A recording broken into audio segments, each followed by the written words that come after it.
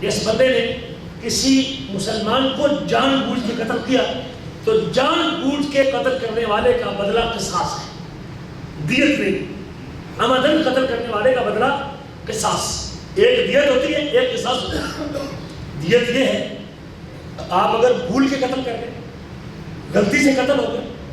یا آپ کا قتل کا ارادہ نہیں تھا، بندہ قتل ہو گیا، پھر آپ کو دیت دینی ہوگی، آپ کو 100 اونٹ کی قیمت وہ اس بندے کے بدلے میں ادا کرنی ہوگی، مقتول کے ورثاء کو اور مقتول کے رشتہ داروں کو، اس کو دیت کہتے ہیں۔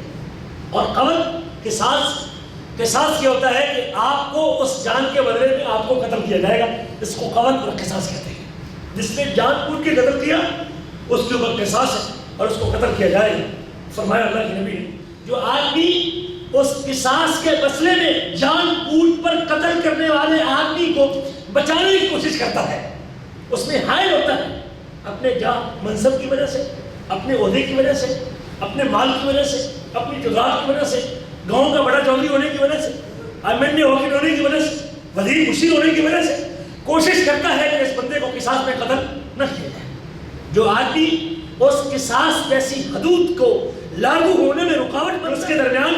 حائل ہوتا ہے، رکاوٹ بنتا ہے، فعلیہ لعنت اللہ والملائکۃ والناس اجمعین، اس آدمی پر بھی اللہ کی بھی لعنت ہے، ملائکہ کی لعنت ہے اور پورے انسانوں کی بھی لعنت ہے۔